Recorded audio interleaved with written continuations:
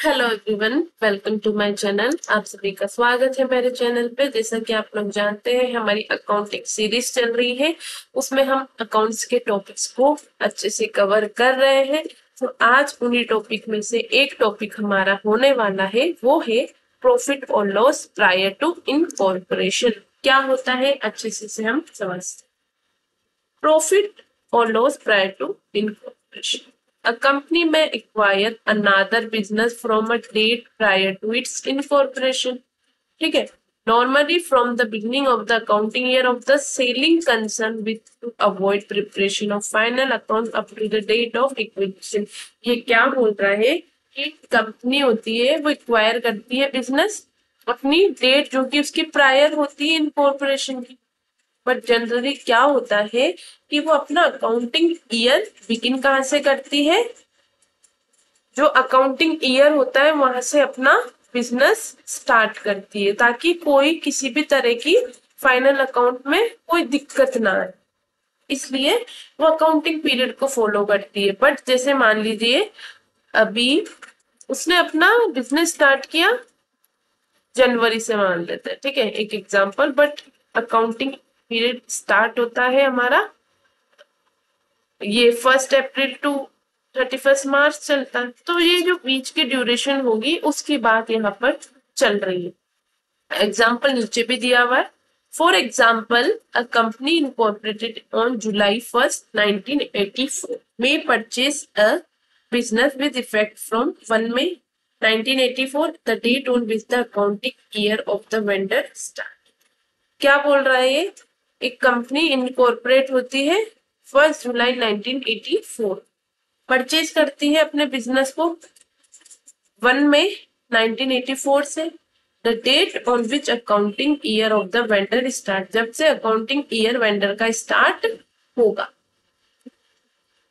Suppose the company closes its account on 31st March and prepared the P&L account for the year ended 31st March 1984। जो condition मैंने आपको example में बताई कि 31st मार्च को वो अपना कंपनी क्लोज करती है, अकाउंट्स को प्रिपेयर करती है P&L अकाउंट एंड में 31st मार्च को। तो जो ये प्रॉफिट होगा, यानी कि any profit earned by the company from 1 May 1984 to 30 June 1984। यहाँ पे बोला क्या था कि 1 मई को वो स्टार्ट हो रहा है, बट वो स्टार्ट कैसे कर रहा है? अकाउंटिंग पीरियड के तौर पे। तो जो ये जून और पूरा मई और जून वाला जो पीरियड होगा उसका, क्योंकि मार्च पे खत्म हो चुका है वो, तो ये वाले पीरियड में जो भी उनको प्रॉफिट होगा कंपनी को, वो होगा, कैसे होगा? उस प्रॉफिट को बोला जाता है profit prior to incorporation. Condition मैंने बताई है जनवरी से और मार्च वाली, बट इसमें क्या बोल रहा है ये? 1 जुलाई वाली बता रहा है, ये इनकॉर्पोरेट हो रही है। परचेस किया है मई में, तो ये कितने मंथ का डिफरेंस हो गया? मई और जून का।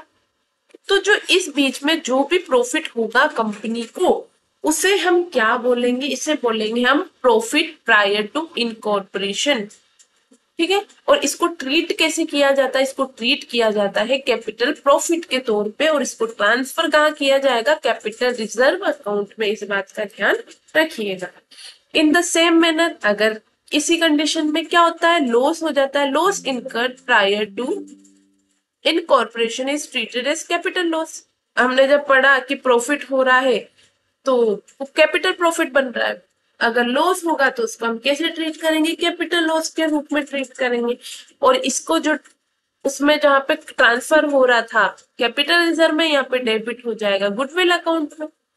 तो the profit earn by the company after the date of incorporation 1 July 1984 to 31st March 1985 is revenue profit and is available for dividend।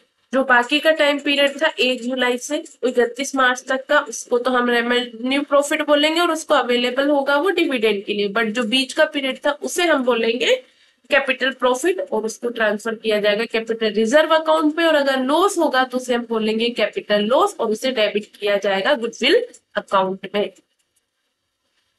A partitionate point to be noted is that even though a public company can earn revenue profit only after getting the certificate of commencement, एक बात यहाँ पे ध्यान देने वाली है कि generally जो पब्लिक कंपनीज होती है वो अर्न करती है रेवेन्यू प्रॉफिट कब करती है, सिर्फ इसी कंडीशन में जब उनको सर्टिफिकेट मिल जाता है कमेंसमेंट का, ठीक है। For all practical purpose, the date of incorporation is taken as the basis for the calculation of prior to incorporation. तो इसमें क्या बोल रहा है ये कि जो डेट ऑफ इनकॉर्पोरेशन की जो डेट होगी उसे ही बेसिस के रूप में कैलकुलेशन करने के लिए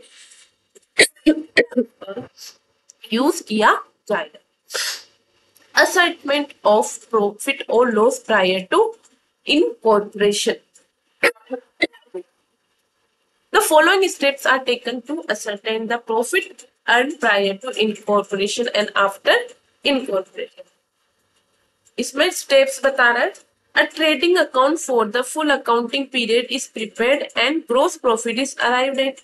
सबसे पहले ट्रेडिंग अकाउंट होता है, उसमें फुल अकाउंटिंग पीरियड प्रिपेयर किया जाता है और ग्रोस प्रॉफिट आता है।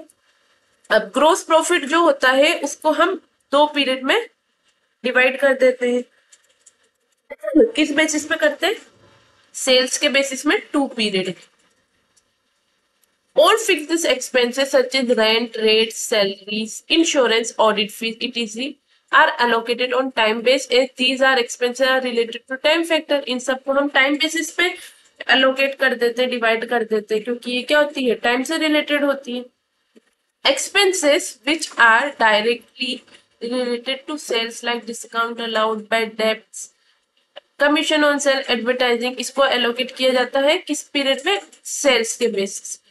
और certain expenses which are incurred by the company और incurred only in the post incorporation period, यानी कि preliminary expenses, debenture, interest paid, direct taxes are charge as expenses of post incorporation period only. बाकी सब हो गया, but ये वाली चीजें जो हमने पढ़ी है ना, prior to incorporation, post incorporation period, उसमें कौन कौन सी एक्सपेंसेस आती है? प्रिलिमिनरी एक्सपेंसेस आएगी, डिबेंचर, इंटरेस्ट पेड आएगा और डायरेक्टर की फीस इसके अंदर ली जाएगी। तो ये था हमारा छोटा सा टॉपिक, बट इसमें काफी समझने जैसी चीज थी जिसे हमने कवर कर लिया है। आई होप आपको ये वीडियो अच्छी लगी हो। अगर आपको मेरी वीडियोस अच्छी लगती है तो मेरे चैनल को लाइक करें, शेयर करें, सब्सक्राइब करें। Thank you.